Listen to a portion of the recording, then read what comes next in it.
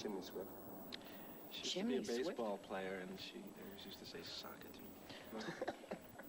Folk blues, you know, I was a folk singer, you know, and sang blues, mostly country blues, old-time blues, slow, big. Didn't you have a job soldering once? Or? Soldering? No, a key punch operator. It was a matzo I was a waitress in a bowling alley once, too, baby. Playing is the mostest fun there is. Feeling things and really getting into it. Karate. That's fun.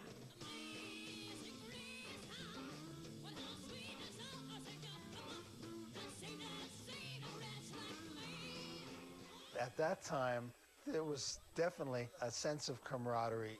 If you knew the Grateful Dead had a house on Ashbury, that, you know, it would be unlikely that if you were in the neighborhood, you'd just drop by and hang out with those guys and smoke a joint or something like that.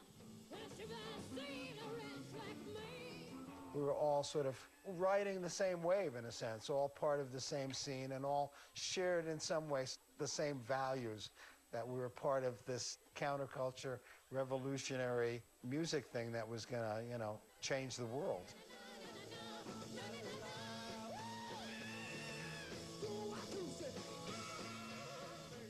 She was just funny, unassuming, sexy, and sort of a kind of like almost a sort of Huck Finn innocence to her.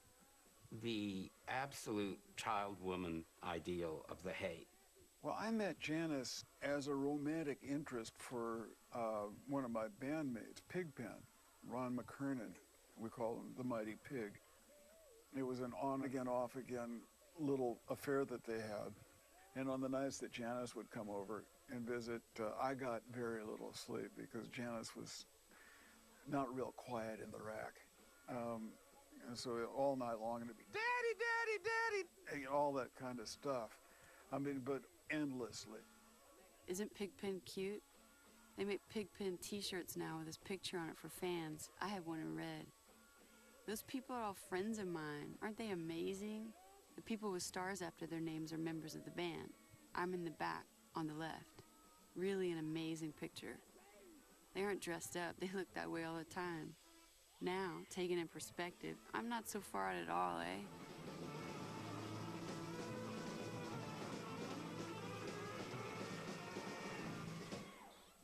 There was a party. There was a party in the city in an apartment on California Street. Someone opened this bottle of this stuff. It's called cold duck. You don't see it around much. Sparkling wine. Sparkling wine. And it started to go around the room, and people were taking chugs of it. And Janis took a big swig of it. And someone said to Janis, "Oh, man, you must really want to get high." And she went like, "What?" You know? And so I said, "Yeah, there's like, 60, 80 hits of acid in that bottle of cold duck." Anyway, she ran into the bathroom and tried to throw up.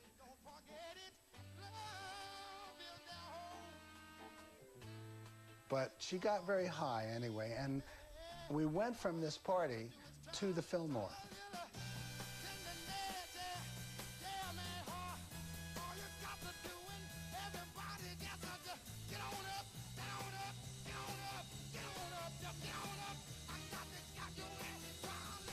And Otis Redding was, I think, in his second night, and it was the second show. They did 2 shows, so there weren't a lot of people there. And I remember sitting with her. We sat down in the middle of the floor, and Otis Redding came out with his band.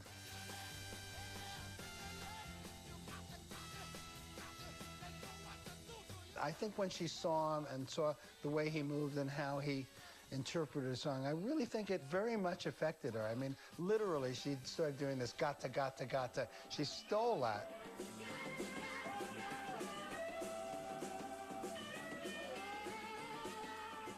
Billie Holiday, Aretha Franklin, now they are so subtle. They can milk you with 2 notes.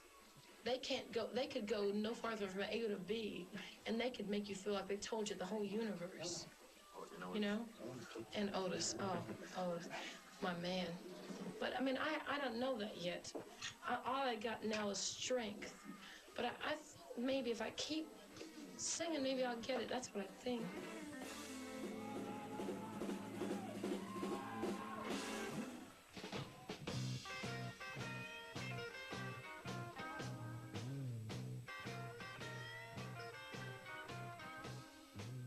Mother, haven't heard from you yet, but I'm brimming with news, so here I am. Last weekend we played in the city, and a man from Elektra, a good label, spoke to me afterwards. Rothschild feels that popular music can't continue getting farther and farther out and more chaotic. He feels there's going to be a reaction, and old-fashioned music, blues, shuffles, melodic stuff is going to come back in. Well, Elektra wants to form the group to be this way, and they want me. Wish I could ask someone for advice that knew and wasn't biased for any reason. Dream on. Janis. The women is losers.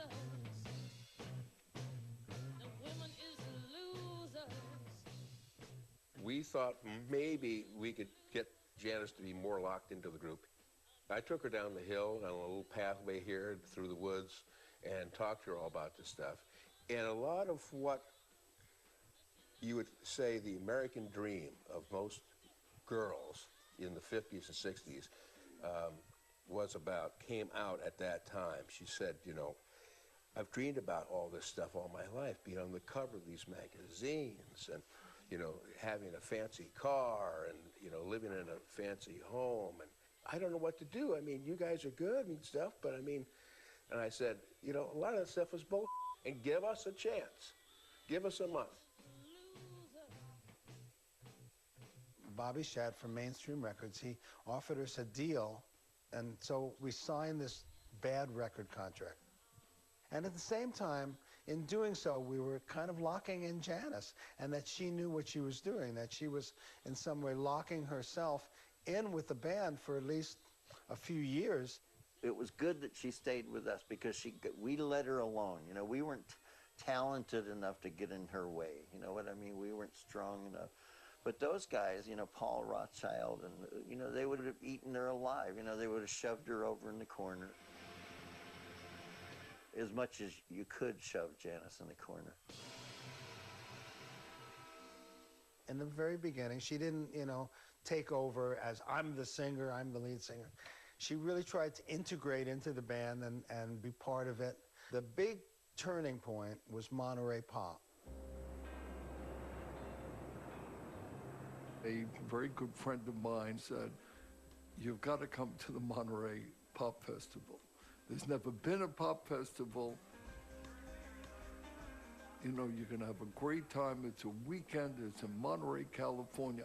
Simon and Garfunkel were going to perform there. That's all I knew about it. So I came there with my khaki pants and a tennis sweater. And I was astonished by everything that I saw.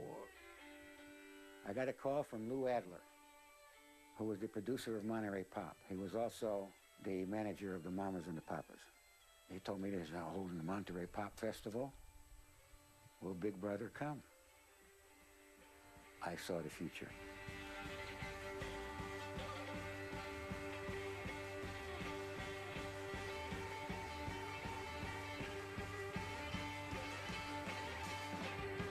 He offered me a number, and I went for it.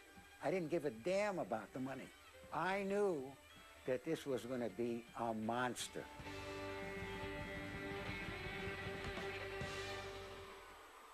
So I vividly remember sitting in the grounds there, being surrounded by this unusual crowd.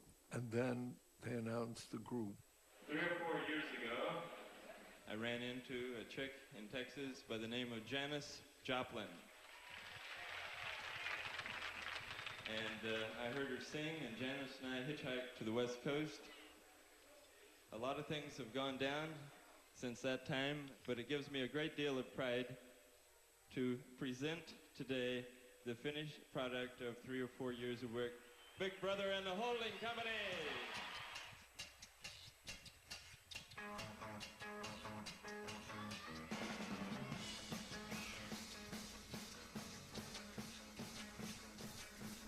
We had been told about Monterey Pop that it was going to be a big party and everybody's playing for free and no one's going to make any money. And then all of a sudden there's a movie being made by D.A. Pennebaker, and they're asking everybody to sign a release just before you get on stage. I thought everybody in this country is dying to get out to California to see what's going on. And so I said, without even thinking, I said, sure. Lou Adler wanted me to sign, as he had everybody sign, the contract for the movie. And I said no. And he kept on it, and I kept saying no. There was a whole sort of San Francisco kind of contingent that was of the sort of philosophy that these LA guys are not going to make a movie out of our stuff. We're not going to be in your movie. We just came for the party. There were 9 big machine gun cameras around the arena. All 9 cameras were pointed down to the ground. And they're starting to come off stage. People are starting to tell them, this wasn't filmed, this wasn't filmed, this wasn't filmed. So Janis is really pissed off. They got to Janis, John Phillips and Lou Adler and these people, and they said, look, we'll put you on again. We'll give you a second show if you'll be in the movie. And to make a long story short, there was a lot of infighting amongst the band and our manager, and eventually... Grossman was involved, too. Albert Grossman got involved. I went to Albert and I said, Albert, I don't know what you have to do, but you better find a way to get her so that we can film her, because she's really critical to this. This group we'd like to bring on now, because of the great acceptance they had on Saturday afternoon.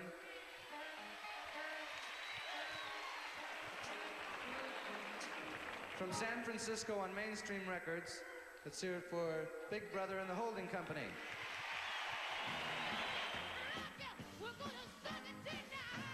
Cass was sitting there in one of the rows, and I kind of had an eye on her during Janis, because they had been a little critical because they were Los Angelinos, and the Los Angelinos were somewhat critical of the San Franciscans in terms of the bands. And so I kind of wanted to watch her when Janis sang.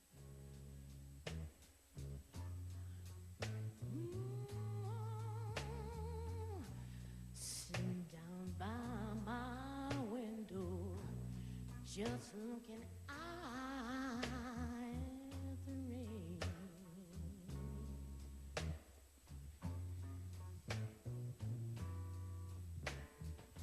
Some came along, 100 grabbed a hold of, and it fell like a ball and chain. Well, all right, here it comes the last time, yeah. And I'll say, oh, whoa, whoa, oh, honey, oh, this can't be. Well, no, this can't be a thing. I said, no, no, no, no, no, no, no. And I'll say, oh, whoa, whoa, oh, honey, oh, this can't be. Oh,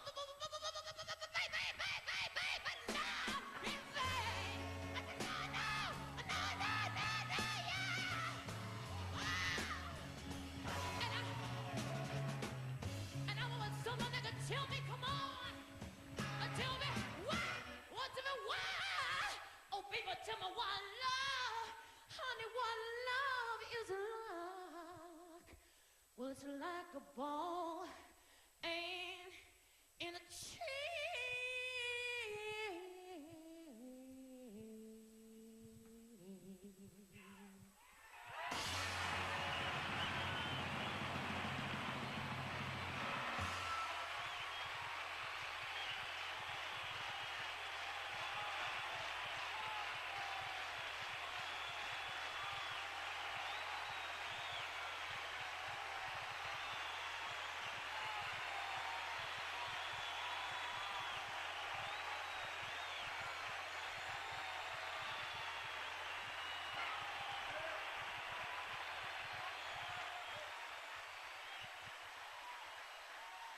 Once she got real recognition at the Monterey Pop Festival, I think she began to see what the possibilities were, and the possibilities were somewhat over the top.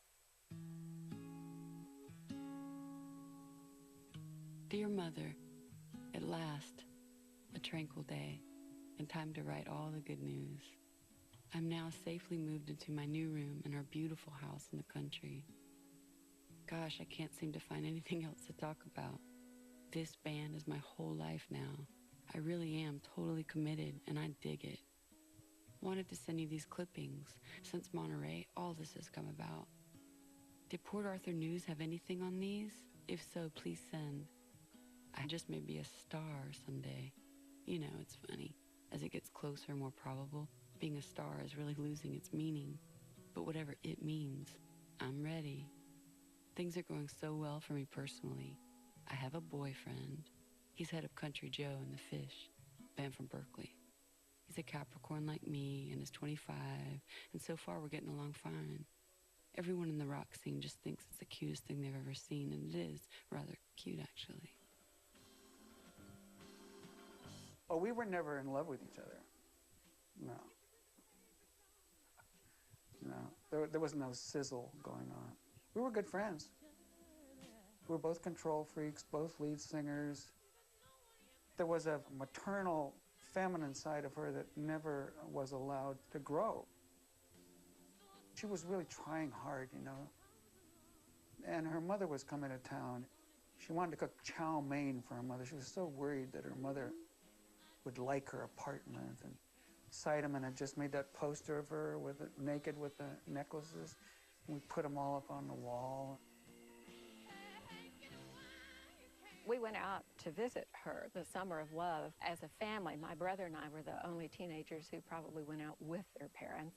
You know, go see Janis, we're walking down the streets, and she's showing us around, and I was so excited.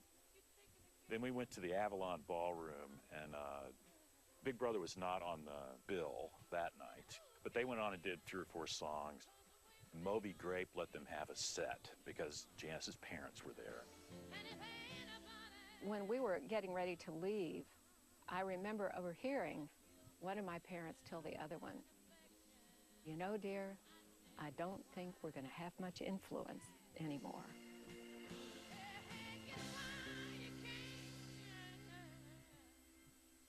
I think that her own telling of her story was about the ability to make your life fit your values. And she found that opportunity in the music world of the 1960s.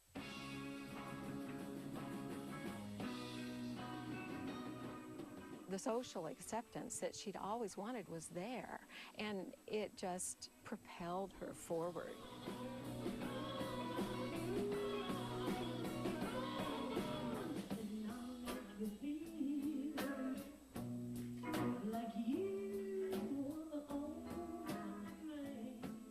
It felt so fresh and so different for someone who'd been an outcast.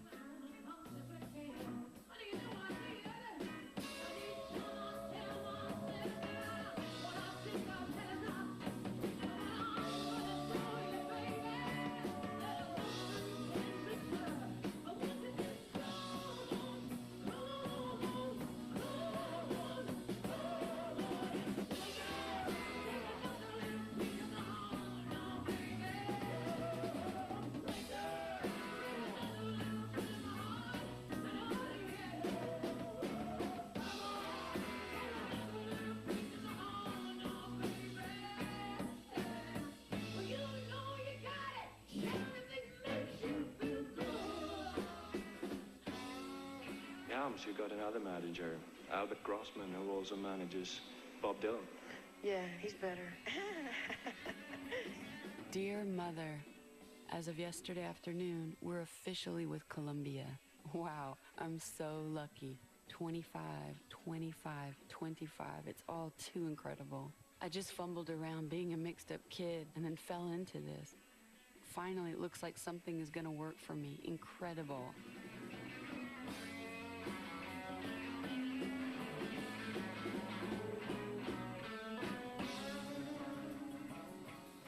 February 20th, 1968. Dear Mother, our record is a success story in itself. We got a gold album in 3 days. And the most fantastic thing of all happened at the Rose Bowl. The cops wouldn't let the kids off the grass near us, and all of a sudden they broke, just like a wave, and swarmed onto the field. They were pulling on my clothes, my beads, calling, "Janis, Janis, we love you."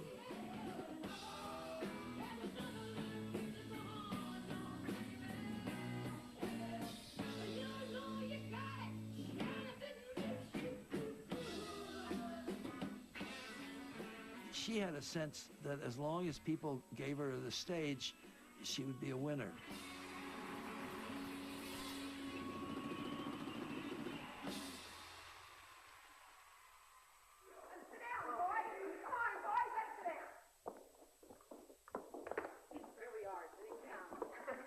Almost. Fantastic. Okay. Is there a San Francisco sound, and if so, what is it, and how did it start? Thing that makes this what they call the San Francisco music scene, as far as I'm concerned, is like, first of all, the freedom to create here. You know, for some reason, like a lot of musicians ended up here and ended up together and had complete freedom to do whatever they wanted to until they came up with their own kind of music. What do you think, Sam?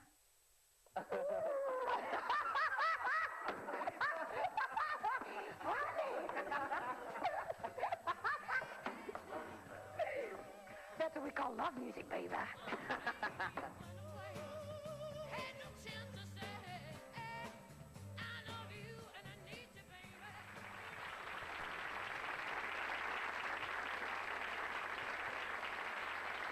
Not bad. Well, here we are together again at last by popular demand. How are you? Yeah, I don't know what it was. We sort of hit it off right away. Was she romantically attached to me? I would hope so. May I light your fire, my child? I guess not. Apparently not, no. Well, I would have bet against it myself. We were good friends, and I will level with you. We may or may not have ended up intimate. I just, you know, my memory is so bad. Or so good. We lived in the Chelsea Hotel while we were making Cheap Thrills and while we were touring, and we lived in Los Angeles. About half the time we were in Hollywood and half the time we were at the Chelsea Hotel in Manhattan. And it was just so much fun. You know, we would get together and, you know, do heroin at these people's rooms and just kind of not, you know, nod off or go to sleep or something, but just, you know, have really nice, mellow conversations.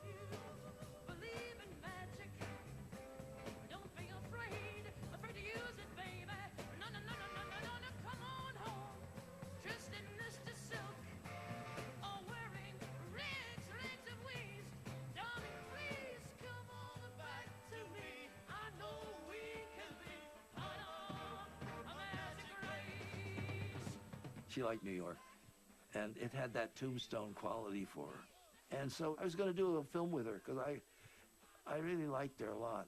And she was recording stuff with the band, and I would go and listen and film them. I was interested mostly in how she understood to control her singing, because her singing had this thing of, when she'd lose it, she would shout and scream. And sometimes that was very effective, but it couldn't be, the music had to have something more to it than that.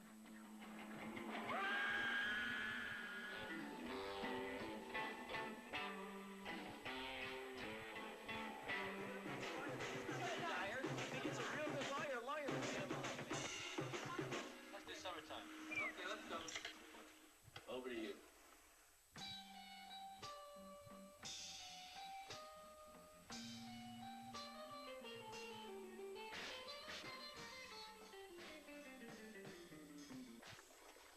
You play the second one. And she goes, no, no, no, no, no, no, no, no, no, no, don't you cry. No, no, no, no, no, no, no, no, no, don't you cry. The very end of the song. In the song, last chord of the song. Okay, the first G minor major that you arpeggio, Yeah. I think is wrong. Yeah. So she says cry. What do you want? Like G minor. six arpeggios of G G minor? minor. Because it changes to G minor for 2 after that. It's already in a major. He's trying to get it in a minor. Why did you do 4 G minors to C minor? No, I have to do 6, I think. Do 4. We can do it either way. I mean, they're both valid approaches. But I think if we, like, it's 10 o'clock, I think by 4 we could have summertime. Let's say if we don't do it by 12 o'clock or 1 o'clock, we can spend a few hours doing something else, you know? If you all voted to do a bunch of them tonight, it's okay with me, but I personally don't agree with it. playing it and listen to it back ain't gonna teach us a damn thing. Yeah, sure. Man, I know exactly what that song sounds like, and I've racked my brain to try and get ideas for it, as I'm sure everybody else G major or G minor chord, but you sang "Don't You Cry." So how do you know it's not? Turn the thing off. Okay, I guess I'm in trouble. Hey, don't go away.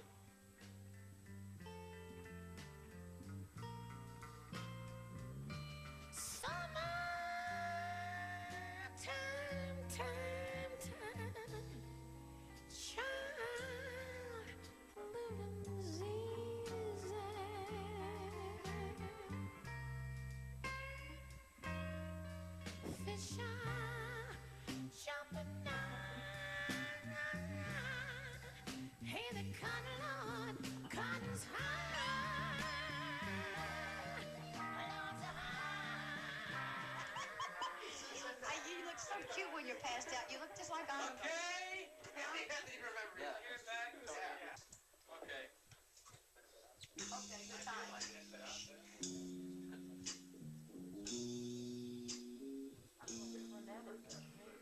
Dug it the first time. Yeah, I did dig it. I did dig it the first time I heard it. I also liked the other one. Yeah. I mean, I think maybe an adaptation or a combination of the two. Yeah, right. Because like yours had a lot of lyricism to it. This has nothing but. You know what else? This is like an frenetic organ is the trip. word.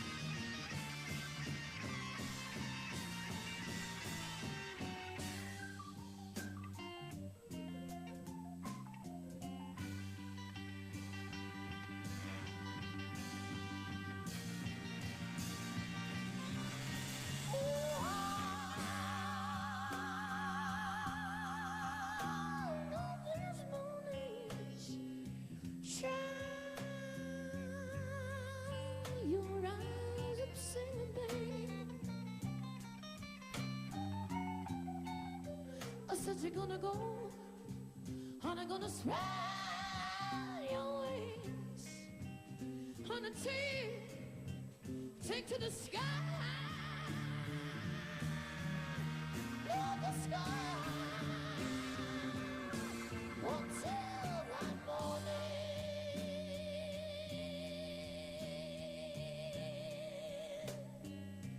honey, no, nothing's gonna harm you, babe. I said, honey, nothing's ever gonna let you down. Oh, I just wanna do it. Hush, baby, baby, baby, baby, baby, baby, baby. No, no, no, no, no, don't you cry.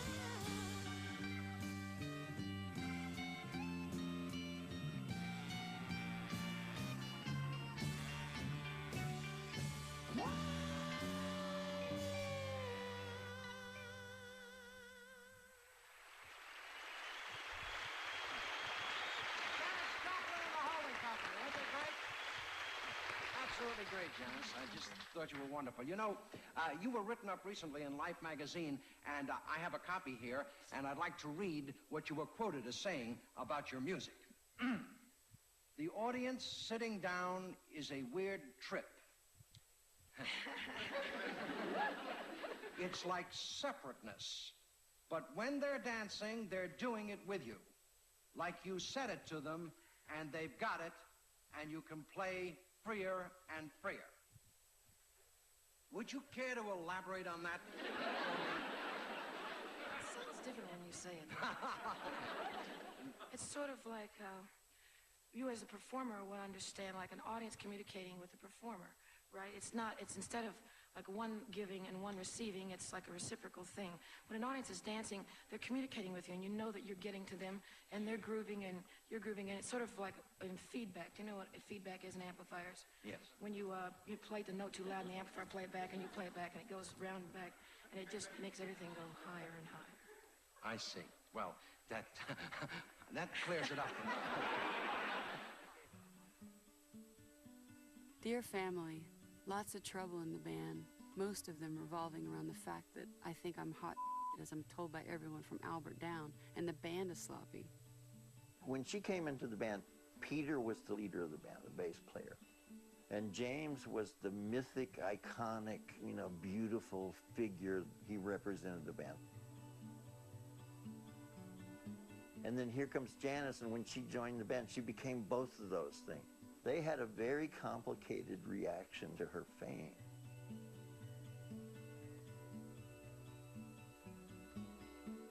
There was a cadre of hangers on that sort of insulated her from her band, from what I could see.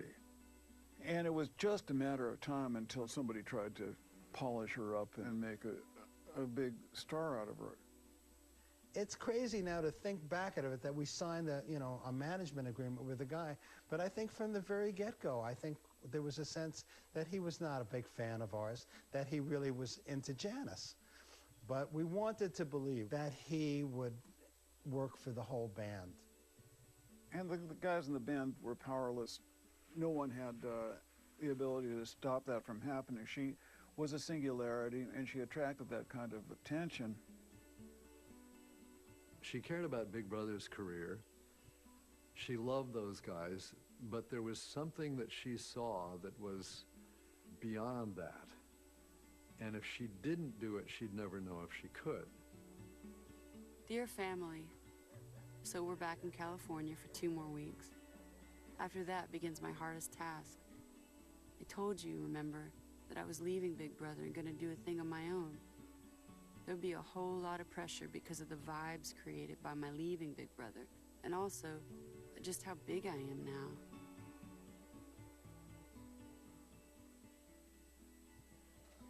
Nobody ever saw her wearing those kind of clothes, but that's the kind of clothes she had when she came from Texas.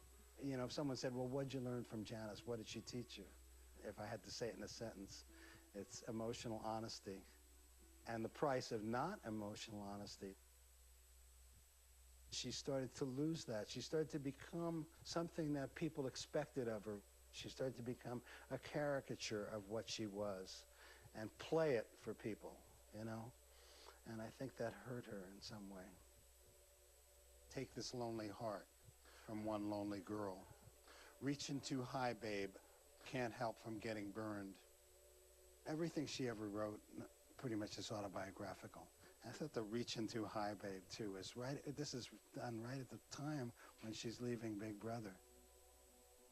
She knows she's kind of gonna go for some higher level of fame and stardom, and you know, she might fall on her face. She knew that. It might not work out. She might get burned.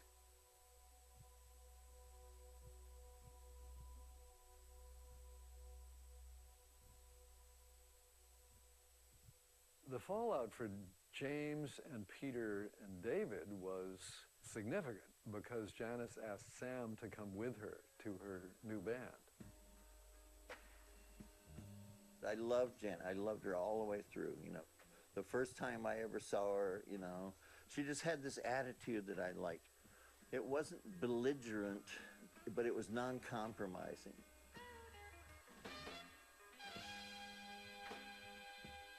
She's loud. She's, you know, one of these loud Texas women. She's real smart and considerate most of the time, you know. And we both had real quick tempers.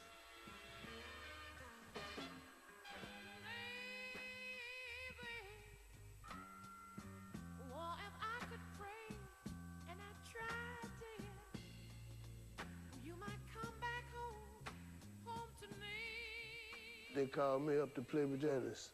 So they sent me a ticket and I went to New York. I went there and they opened the door and this girl had on a bra and some panties. They said, hi, I'm Janis. I said, hi, I'm in the right place. And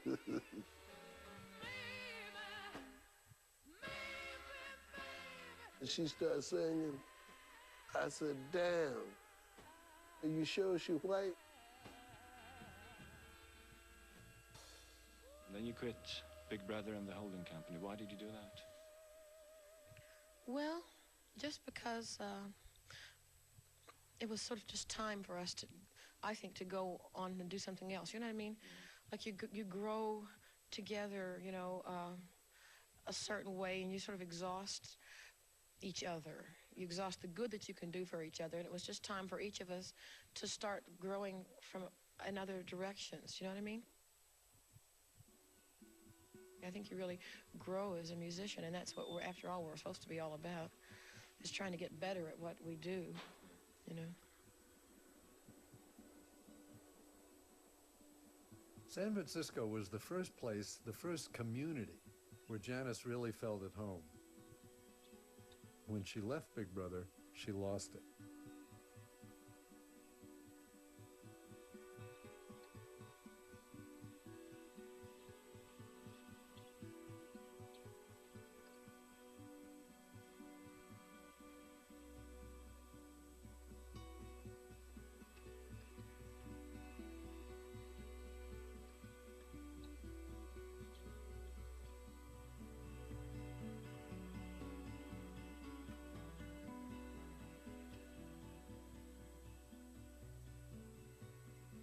The pressure to succeed was huge, and she was carrying around this weight.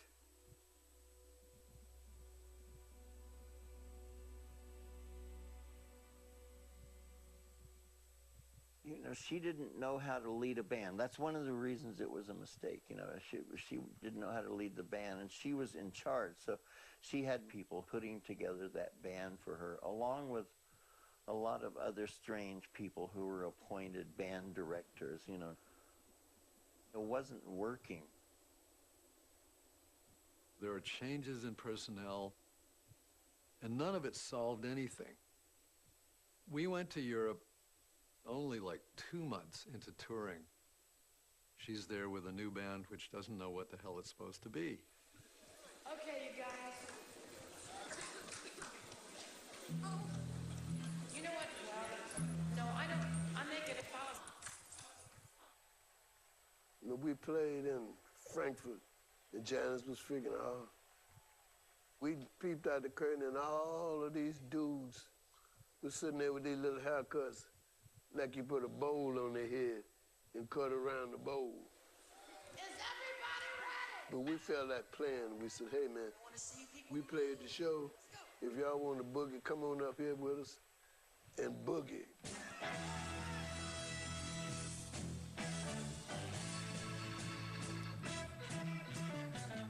If there's something you need, one that you never ever had, I know you've never had it. Oh, honey, don't just sit there crying. Don't just sit there and feed it back. No, no, no. You better get up and down. Oh, just stay real happy. Hey, hey, hey, 'cause it rain right here, right now.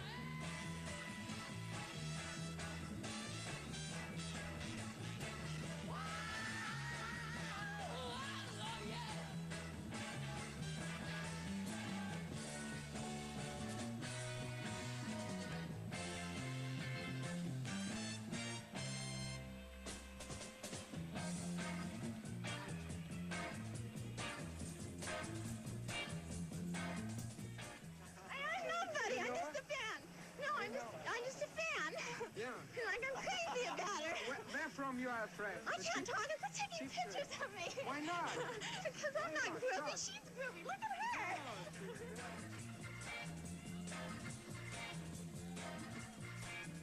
I guess because we're strangers in foreign lands, the Cosmic Blues Band came together.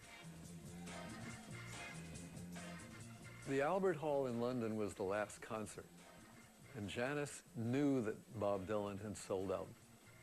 And she was really excited about playing the Albert Hall, and she did sell out.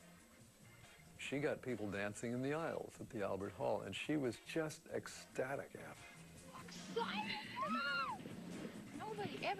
Anybody ever thought it would be that good.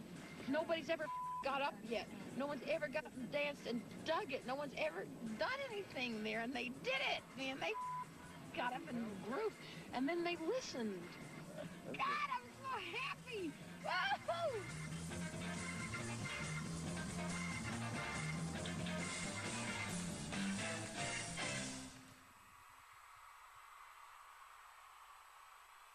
When Janis was on stage and things were going well, all was right with the world,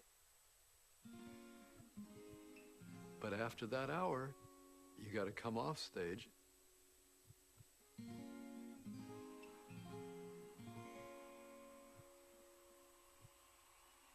She used to say that it was like making love being on the stage, you know, but it's an illusion. When the show's over, the audience leaves and you're left with yourself.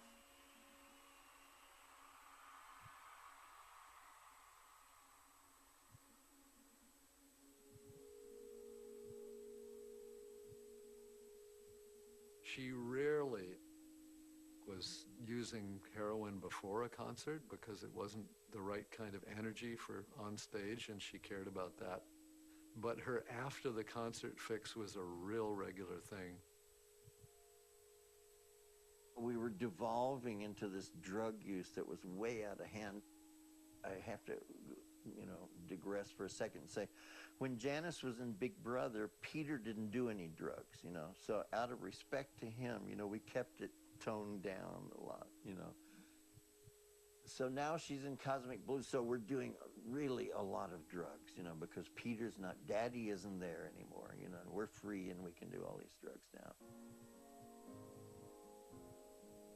So it really got out of hand, you know. In Los Angeles in particular, at the Landmark Hotel, she called me to her room and she said, your services are no longer needed, you know. And so then we shot up some hair and she said, well, aren't you gonna ask me why, you know? I said, what difference does it make? It was just like a marriage, you know, had run out of juice, and a lot of our friends were dying that year. She's lying on a motel bed and she says, it's not gonna happen to me. She said, my people are pioneer stock, you know, and they came across the country and they came to Texas. They're tough, you know. I've got those genes and nothing's going to happen to me. And I just went, shit, I wish you wouldn't have said that. You know. Trust in me, baby. Give me time, give me time. Give me time.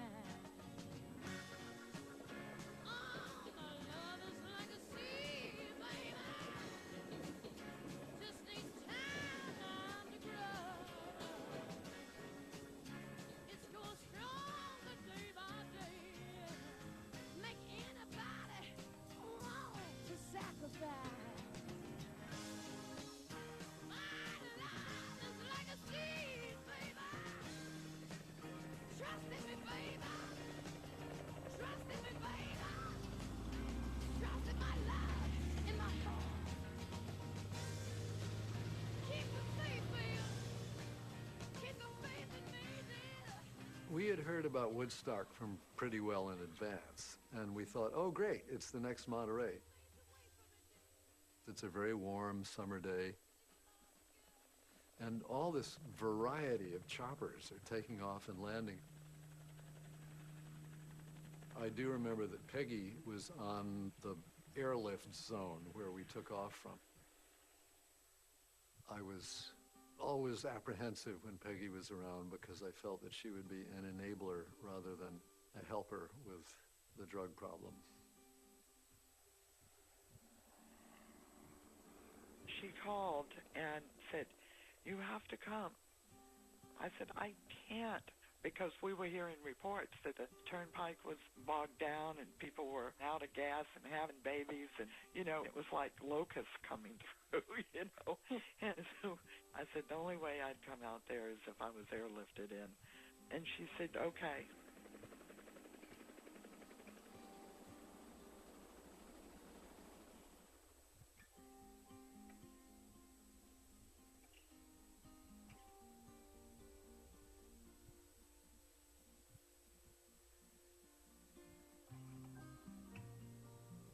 We were both around the same age in the South with middle-class families, but I think Janis had a harder time of coming through.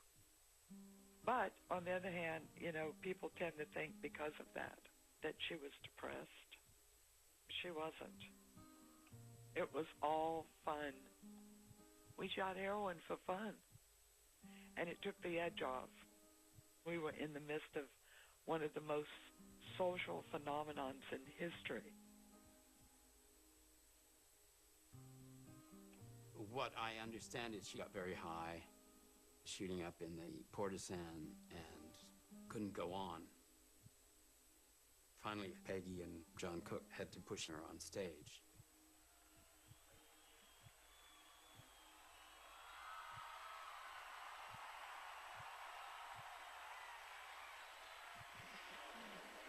How are you all? How are you out there? Are you okay? You're not, yeah, you're staying stoned and you got enough water and you got a place to sleep and everything? Because, because we ought to, all of us, I don't mean to be preachy, but we ought to remember, and that means promoters too, that music's for grooving, man, and music's not for putting yourself through bad changes. You don't have to go take anybody's man, just to like music. You know what I mean? You don't. So if you're getting more than you deserve, you know what to do about it, man.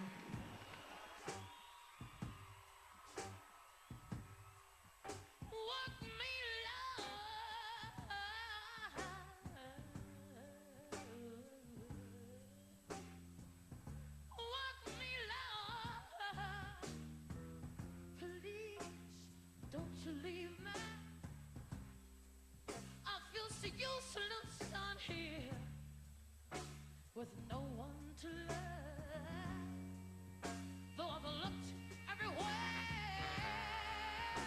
and I can't find me anybody to love, to feel my air so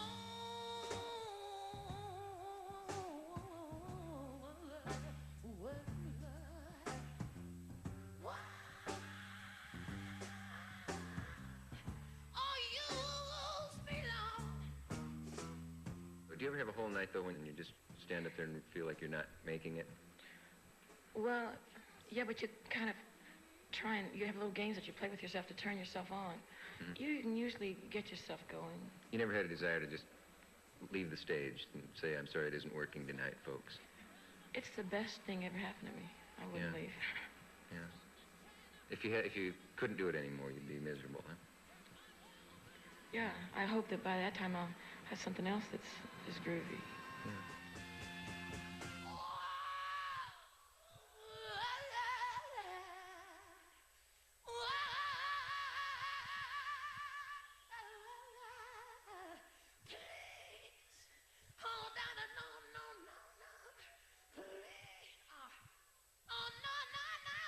You go and leave me, and when I reach you, I wanna hold on to you.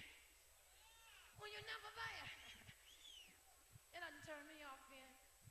I'll still reach out to hold on to my man. I'll sit down, don't you go. No, honey, don't you go and leave.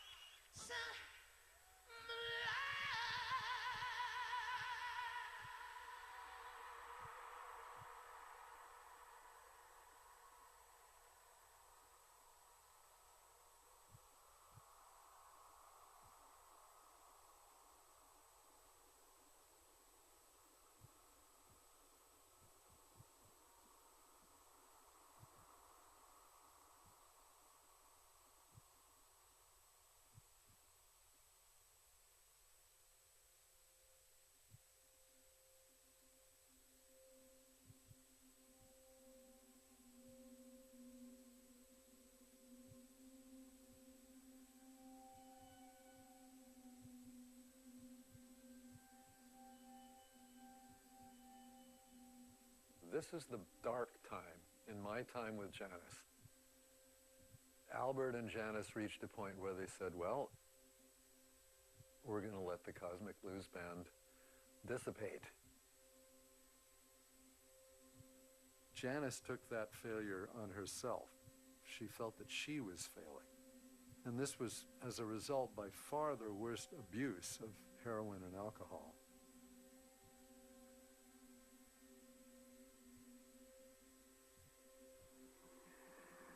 Well, this whole thing thing that's happened to me, you see, this whole success thing,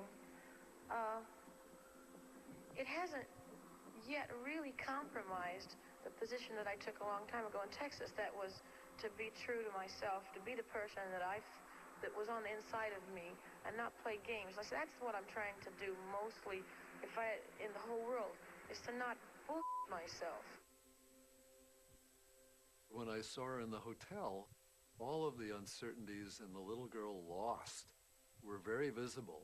And, you know, she said, come on up and we'll order drinks from room service. And I hadn't been there very long when she decided to shoot up. And I'd never seen her do that before. And then, you know, we had some drinks, we talked, and she did it again before I left. When I left, I thought, I don't know if I will want to see her again.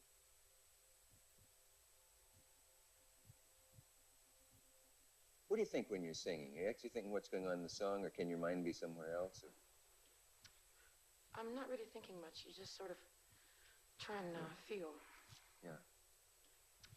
When the last I heard of you, you were in the jungles of Brazil. I went to Rio for a carnival, and then I decided to hitchhike around the northern part of Brazil, and as a kind of vacation? just like a regular old beatnik on the road.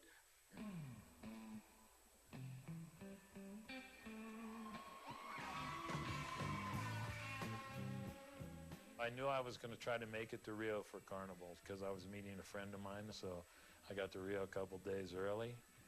And I thought, God, there's Ipanema Beach, you know. God, the girl from Ipanema, you know. So I went over to Ipanema Beach, and the very first person I ran into on the beach was Janis. So I didn't know it was Janis. I just saw this girl with a bikini on. Don't you understand me, baby? Why I need a man to love. She looked up, I remember lifting her sunglasses up and saying, "Hi, you cute thing." And I went, wow, hi, you cute thing. I've been in the jungle a long time.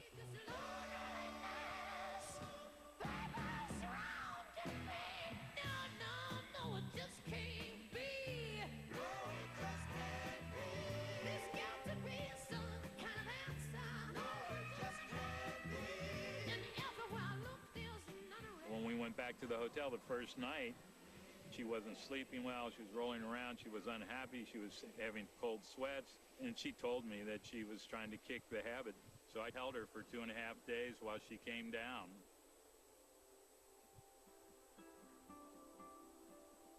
She was really a different person. She was much more calm, she was much more beautiful. I mean, you know, and she wasn't used to being straight, so she knew she was more beautiful.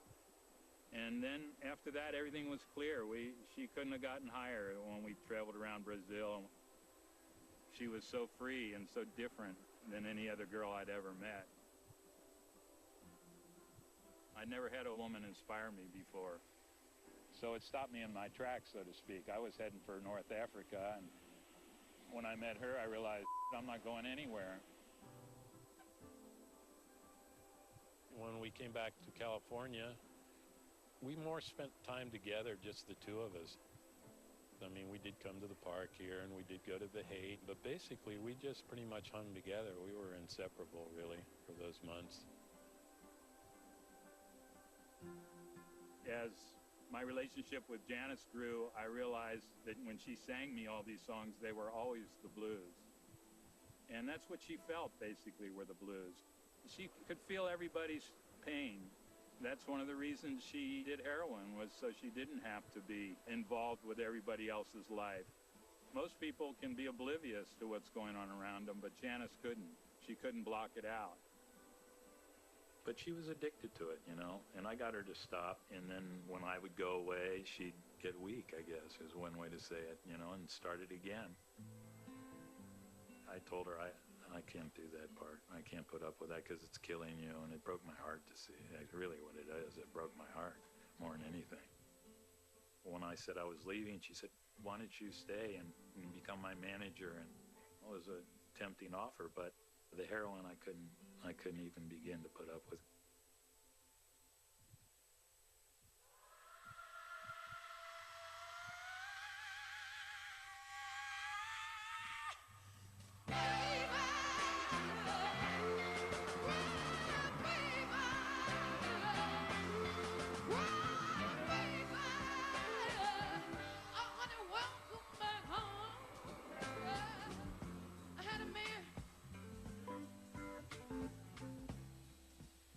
said, honey, honey, you know that I love you. See, but I gotta go find myself, you know, I gotta go find my life. I gotta go find myself over in Africa, or over in New York City, or over in Olima. Someplace those cats are always wandered off to. I never figured out exactly where it was. I was going somewhere, man. And I said, baby, don't you realize you're looking for your life over there, honey? You know where your life is? Your life's waiting like a goddamn fool right here for you, man. And one morning you're gonna wake up in Casablanca, one of those fancy places, honey. You're gonna be freezing to death, man. You're gonna wake up and you say, good God, Lord. Good God, Lord. I just went off and left that woman in that great big huge double bed with a great big fur rug on top of it, no satin sheets, man. What am I doing in Casablanca, man? I mean, really, man. One of these days that cat's gonna wake up and say that to himself. And when he comes back home, there, just like a Capricorn that I am, I'll be standing there waiting. Said, baby, I knew one day, and I knew one day, as you finally come on home to me, honey, when you walk through my front door, I'm gonna be able to tell by the look in your eyes. I say, good God, that man finally done got it. Lord, that man finally done realize. So you can put your head on my shoulder, baby, yeah. 'Cause I know you got some more tears to shed, dear. So come on, come on, come on, come on, come on, come on, and cry, cry, baby. Cry, baby. Cry.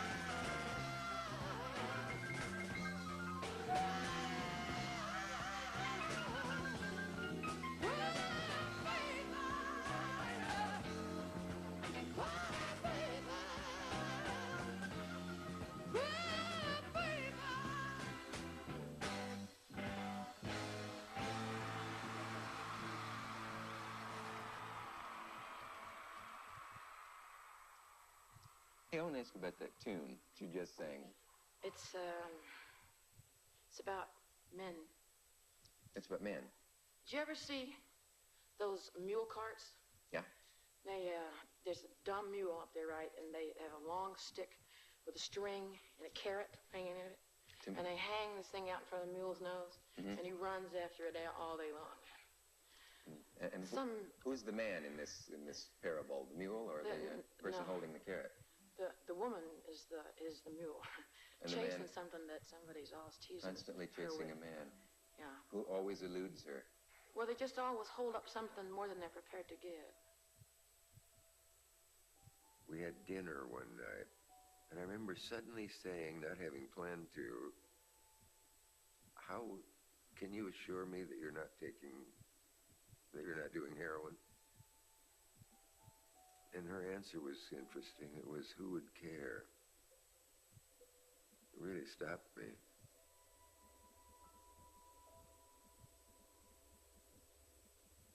You ever get back to Port Arthur, Texas? No, but I'm going back in August, man. I guess what I'm doing. I don't know. I'm going to my Nightclubbing? 10th annual high school reunion.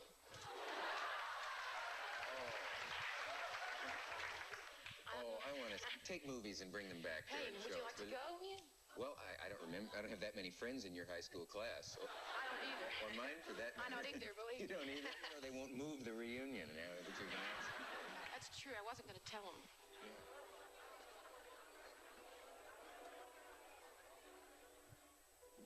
What do you remember most about Port Arthur? I don't really remember. No comment. It was really only the acceptance of millions that could make up for that way that she had grown up.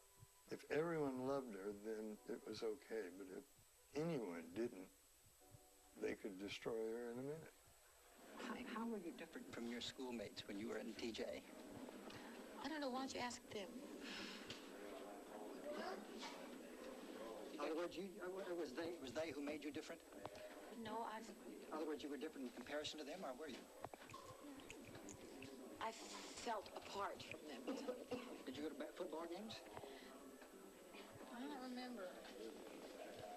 I don't remember. I think not. I didn't go to the high school prom. And, Oh, you were asked, weren't you? no, I wasn't. They didn't think, I don't think they wanted to take me. And I've been suffering ever since. I remember when I was young, some doctor told my mother that if I didn't, quote, straighten up, quote, I was going to end up either in jail or in an insane asylum by the time I was 21, right?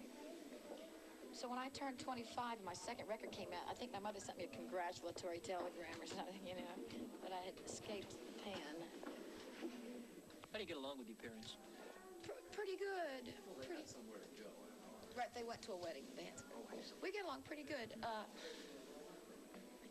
Yeah. You ever seem surprised by your success? I think, yeah. Our parents saw it as, you know, challenging to their way of life, to their positions in the community, and it created difficulties between them, and both of them silently with each other, feeling that they had, you know, somehow caused a calamity.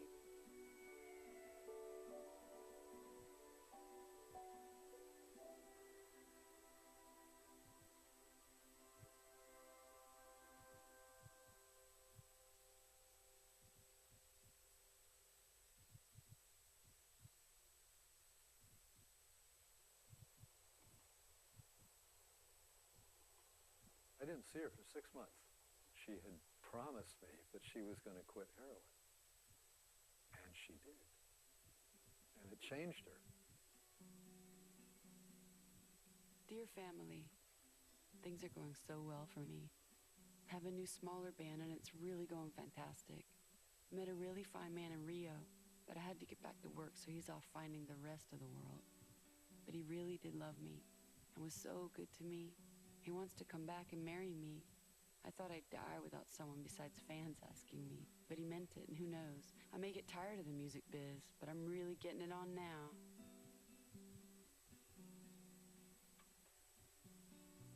She called me up and said, I got a great new band. You want to come back on the road? With Janis, it was magic. She had a gift from God when she played. There was a connection there that I don't even know what it was between us. Somehow we didn't really do a lot. We never did a lot of talking. She was a bubbly person. She wanted everything to be so perfect for everyone, not just her, everyone. You say that it's over, baby. You say that it's over, dear. But still you hang around. She said, man, with full tilt, I can change something in the middle of a song, and they're right there. She was a fantastic front person. She would say, when I do the windmill, keep her going. Or we'd be playing a song and she would decide she would like to talk to the audience, and she would bring the band down, and then she would start talking. I can't hear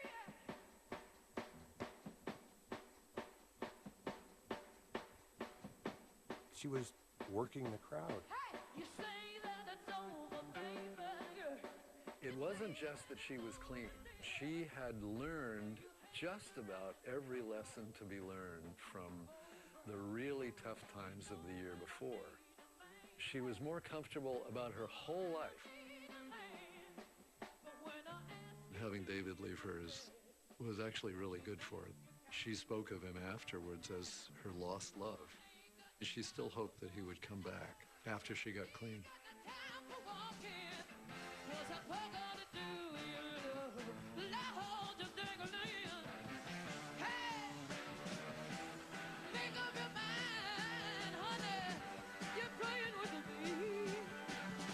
David, honey, Daddy, listen.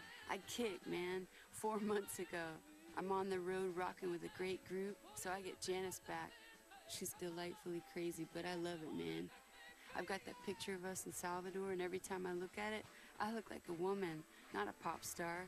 But I'm afraid it's too late. I know how to be a pop star, but I don't know how to bake bread.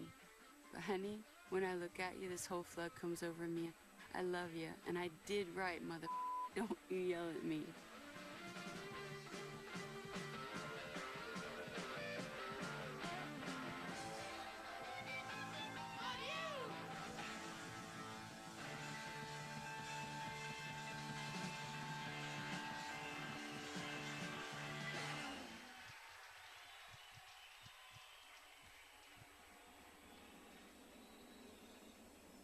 It seems to bother a lot of women's lib people that you're kind of so upfront sexually. I haven't been attacked by anyone yet. You know, how can they attack me? I'm representing everything they say they want, you know. It's sort of like you are what you settle for. Do you know what I mean? You are only as much as you settle for. And if, you know, if they settle for being somebody's dishwasher, that's their own problem. If you don't settle for that and you keep fighting, man, you know, you'll end up anything you want to be. I just doing what I want to and what feels right and not settling for bullshit, and it worked. How can I be mad at that? Yeah. One girl I know said, well, how come she doesn't have any women in any of her groups? You show me a good drummer and I'll hire one. You know, show me a good chick. Besides, I don't want a chick on the road with me. You don't? I got enough competition, man. No, yeah, I like to be around men.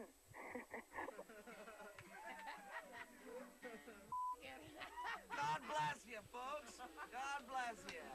Peace, love, truth, beauty. It was fun getting back together with her on the Festival Express because we were all stuck in a little area. Her yes men couldn't contain her there. They couldn't control her there because she wanted to get out and be with her kindred spirits, the musicians. Are we in Calgary yet? We're stopped. Hey, we're in Alberta. Maybe we ought to run out and take a look. Alberta. Alberta, let your hair hang down. Hair hang down. No, man, we're also stopped, man. We can get off the train and go and buy some. folks say I heard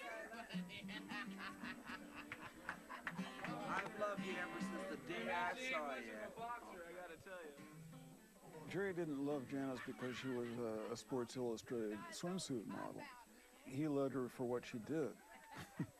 And the sparks that she threw off, he had a right proper appreciation for what Janis was and what she had to offer.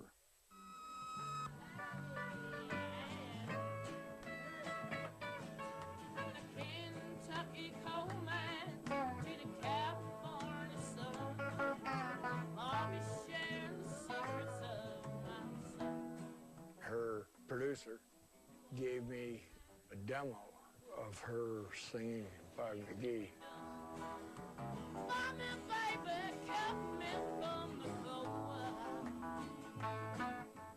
It was so exhilarating for me to hear her make that her song.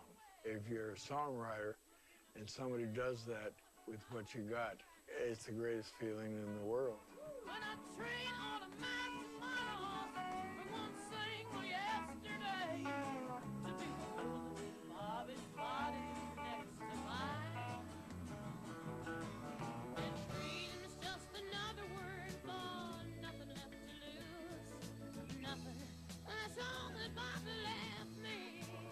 I hear you're making a new record. Yeah, it's really going good. I like my producer. He's really working out very well with me. Who's producing it? Paul Rothschild. You haven't worked with him before, huh? No, I haven't. The first time I talked to Janis about Paul, she said, boy, that guy. And I said, what? And she started talking about him. And this is serious Janis. And I had never heard her say this kind of stuff about anybody. She was talking about how much she was learning from him. Mood was very up. I mean, as good as sessions get. Everybody in love with everybody else and working very hard. And Janis, she was always ready to do the most. She was a much better singer than the world or even she knew.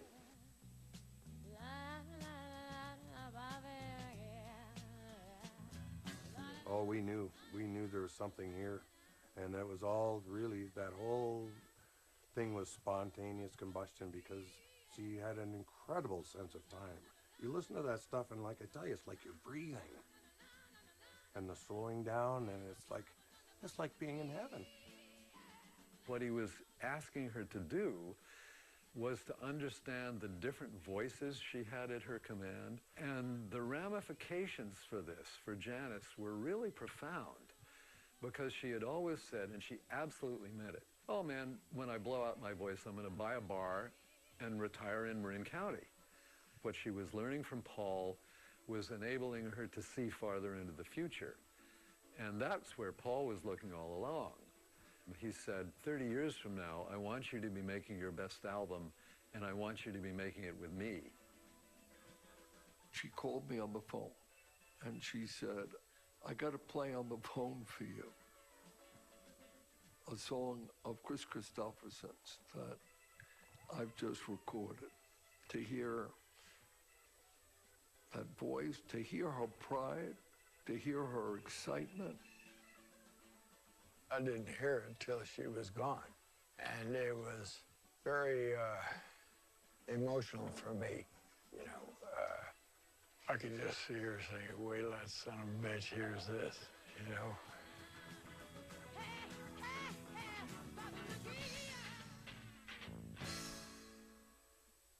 You know, everything about it was positive for Janis, except that she always hated the down hours. The Janis who says, how come the guys in the band go home, you know, with these girls and I go home alone?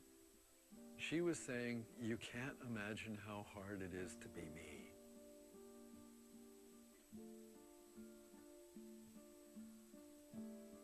She just didn't know who to relax with. She just didn't know anymore. A lot of pressure. You got to do this, Janis. You got to do that. That's what made it hard for her, I think. She loved everybody. That was the problem. She was like a little girl lost, and then she would be as strong as a mountain lion.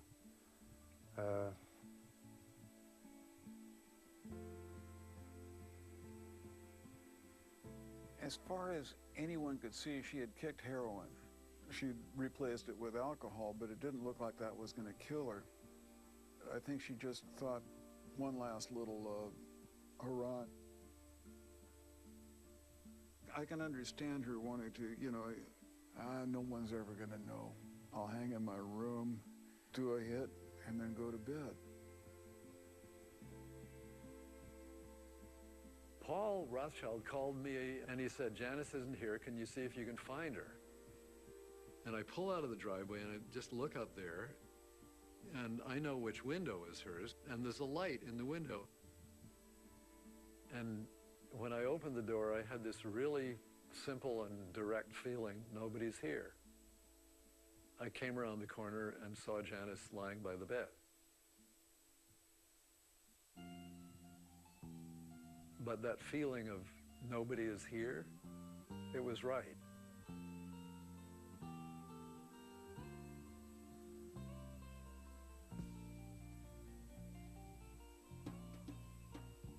Sit there,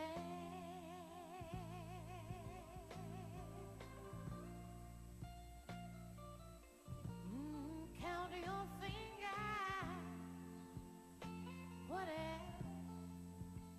What else is there to do? Oh, and I know how you... I was standing at the stove, boiling an egg or something. The radio said Janis Joplin, and I knew before they got the last consonant in her name out that she was dead.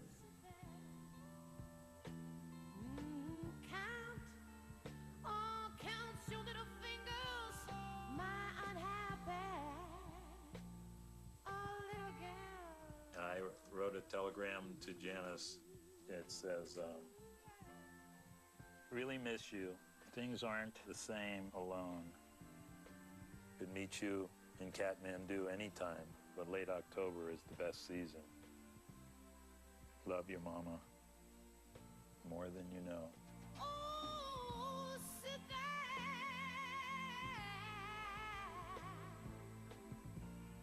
I just fell apart. I just completely fell apart. She was in touch with her own emotions and who she was in some way that nobody else that I knew was that in touch with. And to be that way, to try to get that, that's the price you pay for doing that kind of art on that level, you know.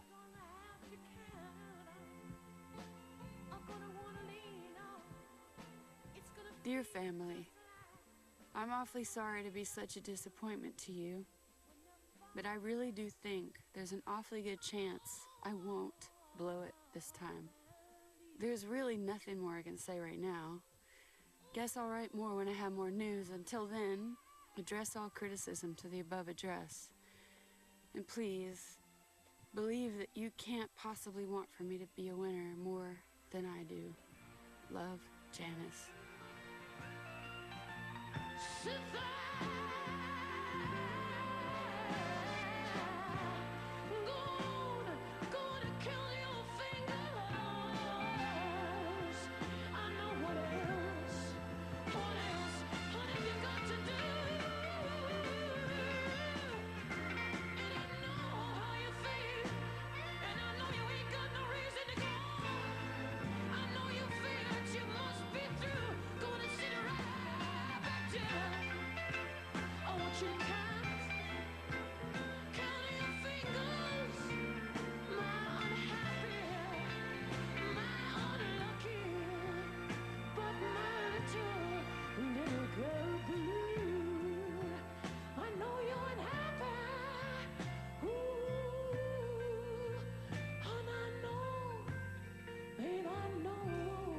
Just how you feel.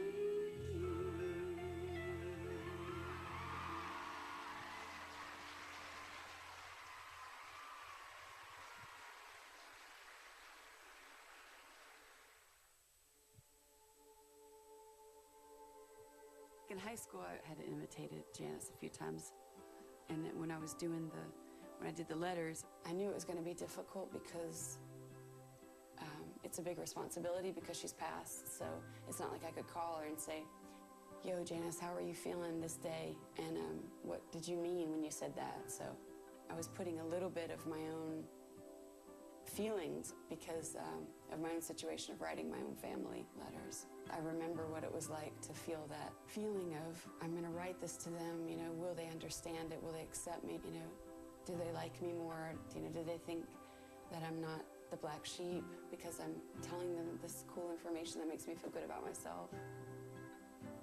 I was looking at the footage before I do the read, and you know, it would fill me with feelings, knowing the things that were going on in her life at that time. And I remember the last letter, I couldn't catch my breath because I was crying, because for her to still apologize for who she was and what she couldn't be for her family was really hard, and to realize that she, you know, maybe when she passed, she still didn't feel like she had accomplished what she wanted, you know, which I guess was love and acceptance for being herself.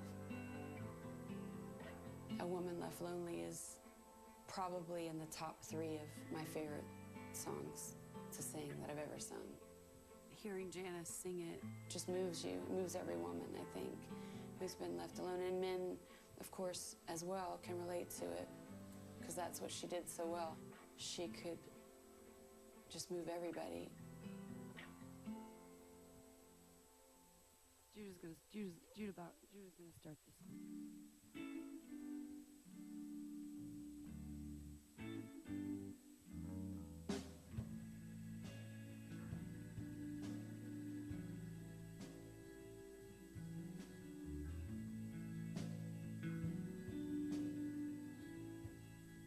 A woman left lonely, soon grow tired of waiting.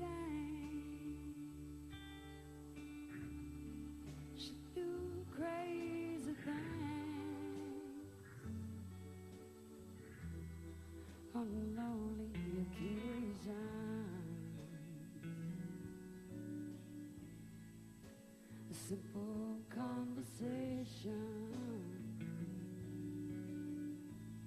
with a strange man now and then makes a touchy situation with a conscience now and then.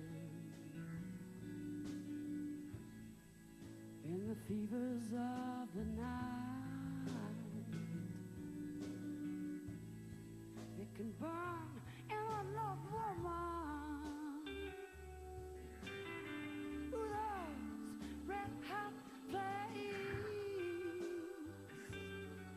they burn with sweet temptation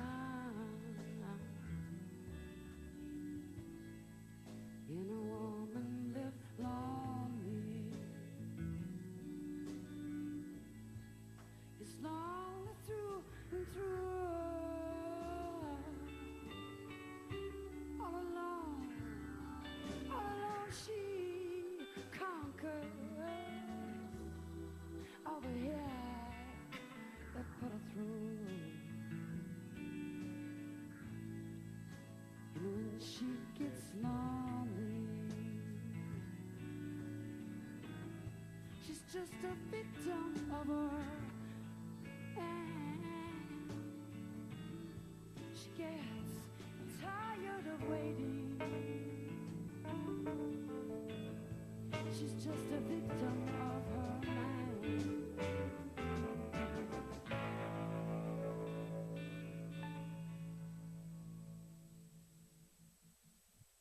Well, I think Janis is someone who opened doors, kicked them open, you know, and she stood up there, and the more she got thousands of people on their feet stand, you know, you got to get up, you got to respond, be with me, show me, you know, that the more she did that, the more she made people come to a sense of their own inner challenge. Well, take it on down. Take it on down. Something nice and something big. And for women, it was really a time of being able to dream individual dreams. And Janis gives them an inner friend, kind of an inner voice that says, yes, you can do what you want to do, and go do it now. Oh, said I want you, need you. I got to have it 'cause I want you, need you. I got to have it 'cause I'm a man, na na na. She took a flag and made a place in rock and roll for women. She was the first to really feel that crazy light of what rock and roll was at the time.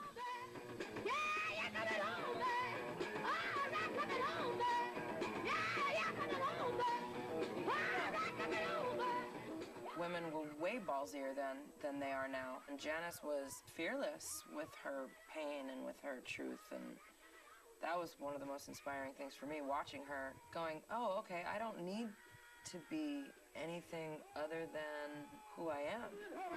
I said I'm going down to Robbie's, gonna take it all right. She must have had a lot on her plate, because it's the late 60s. We all see the footage now. It gives the illusion of free love and barriers being broken, but that's not really the case. Nobody had seen that kind of visceral rock and roll singing from a female, and to perform that way with those lyrics and those songs, and to feel there's no lie in it, it is like you might as well be slashing yourself on stage and opening your skin. No one before or since, in my opinion, has ever been what Janis was on stage.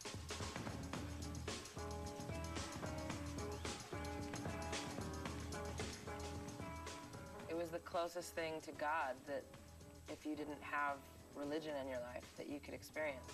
Try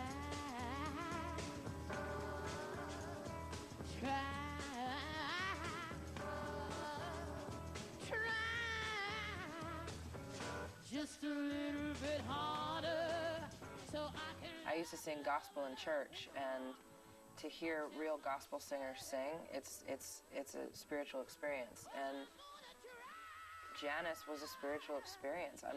If I had one wish, I'd be at one of those performances. That would be the thing I missed in my life. I ain't gonna lose my chance. No, I ain't gonna lose it. Ain't gonna lose my chance. To make you mine. I really started getting into Janis when I was playing in these bars. And I'm like, okay, I can relate to what she did. I want to sing with her energy. I don't need to sing like her. I don't want to look like her. I want to have that passion. I don't want to be afraid. I don't want to be afraid of my sexuality. So I'm playing in women's bars at this time. And I start singing Piece of My Heart. And the place goes crazy because it's an energy that I can settle into. If it's a dream, I don't want nobody to wait. She spoke to me.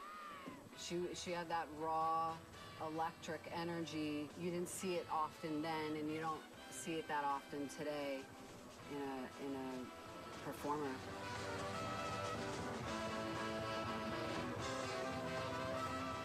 Janis is famous for saying, I make love to 10,000 people every night and I go home alone. She was making real music and there was nothing else in her life that was working, nothing. She's trying to live it, and you can't. You cannot live what you are on stage in the normal world. You've been dancing with God for 2 hours, and you're feeling everything, and it's all okay. And then you jump on the bus, and it's quiet, and there's nobody, and they've left a bottle of wine on the table for you, and there's a candle lit, and you're like this, and you've got to calm yourself down, and you've got to get some sleep, and you've got to do it all again tomorrow. Try just a little bit harder.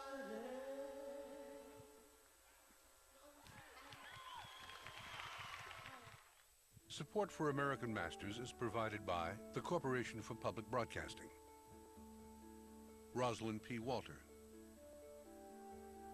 the Blanche and Irving Laurie Foundation, Rolf and Elizabeth Rosenthal, Vital Projects Fund, Rhoda Herrick, Jack Gruden, the Andre and Elizabeth Cortege Foundation, Michael and Helen Schaefer Foundation. Funding for this program provided by Ellen and James S. Marcus, the Philip and Janice Levin Foundation, Judith and Burton Resnick, Lenore Hecht Foundation, and by contributions to your PBS station from viewers like you. Thank you.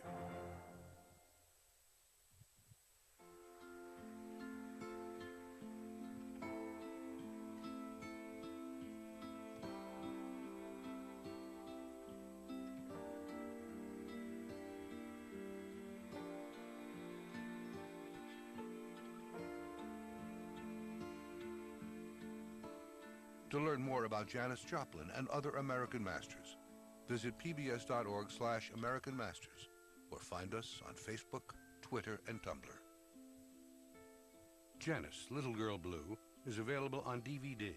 The companion soundtrack is also available. To order, visit shoppbs.org or call 1-800-PLAY-PBS.